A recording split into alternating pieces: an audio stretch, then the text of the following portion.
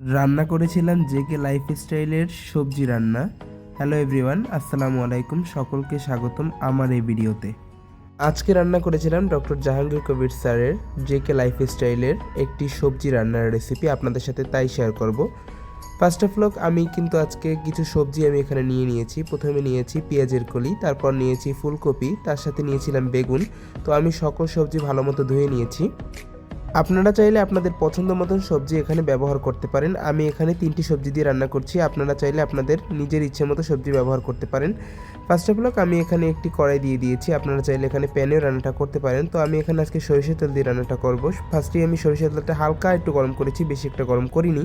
তারপর এর ভিতরে দিয়ে দিয়েছি আমি পেঁয়াজ কুচি এবং রসুন কুচি আর হালকা একটু মরিচ, কাঁচা মরিচ দিয়ে দিয়েছি। তারপর আমি এখানে দিয়ে দিয়েছি কেটে ধুয়ে রাখা আমি সবজিগুলো এখানে ইউজ করছি। প্রথমে দিয়েছি ফুলকপি, তারপর আমি এখানে বেগুন দিয়ে দিয়েছি, তারপর আমি এখানে যে পেঁয়াজের কলিটা, সামান্য একটু পেঁয়াজের কলি এখানে অ্যাডজাস্ট করে দিয়েছি।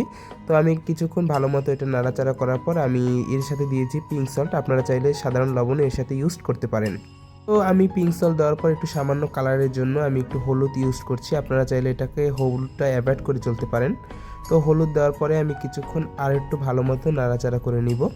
নাড়াচাড়া করে নেওয়ার পরে আমি সামান্য এটা সিদ্ধর জন্য যতটুকু আমার পানির প্রয়োজন হবে আমি এখানে ততটুকু, বেশি পানি এখানে ইউজ করব না। আমি অল্প সামান্য জানি সামান্য একটু সিদ্ধ হয়, সেজন্য আমি পানি ইউজ করে দিব। তো আমি সামান্য পানি দিয়ে দিয়েছি। তারপর কিন্তু আমি কিছুক্ষণের জন্য এটি ঢাকনা দিয়ে দিব। কিছুক্ষণ আমি ঢাকনা দিয়ে দিয়েছি। ঢাকনা দেওয়ার পর দেখবেন অলমোস্ট কিন্তু আপনার 30% সিদ্ধ হয়েছে। আমি আর কিছুক্ষণ সিদ্ধ করে নিব।